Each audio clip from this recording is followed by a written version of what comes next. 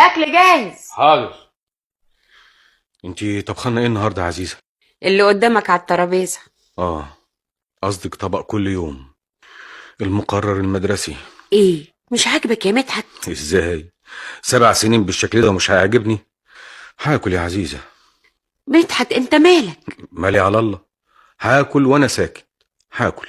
لا لا لا لا، لازم في حاجه. يا ست ما تاخديش في بالك. يا سيدي هاخد في بالي ولازم اعرف مالك، ايه الجديد بس؟ لا جديد ولا قديم، واللي نبات فيه نصبح فيه. قول كده بقى.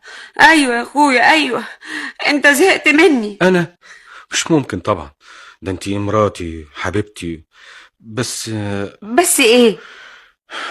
انا متضايق شويه. من ايه؟ ده انا مراتك حبيبتك زي ما بتقول. انا قصرت في حاجه يا مدحت؟ لا ابدا ابدا. امال مالك؟ مش عارف حقيقي، مش عارف.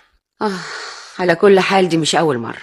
أنا خلاص خدت على عمايلك دي، خصوصا اليومين دول تكشر وتزعل من غير سبب. ليه؟ مش عارفة ومش عايزة أعرف. كل بقى، الأكل هيبرد وأنا ما أكلتش ومستنياك. حاضر. بسم الله الرحمن الرحيم. على فكرة، عاوزين نوصل لأخت سناء.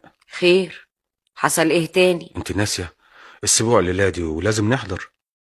ولا لازم ولا حاجة. إحنا رحنا لها لما ولدت وقمنا بالواجب، وقبل منها رحنا لها لما ولادها نجحوا في المدرسة. إيه تاني؟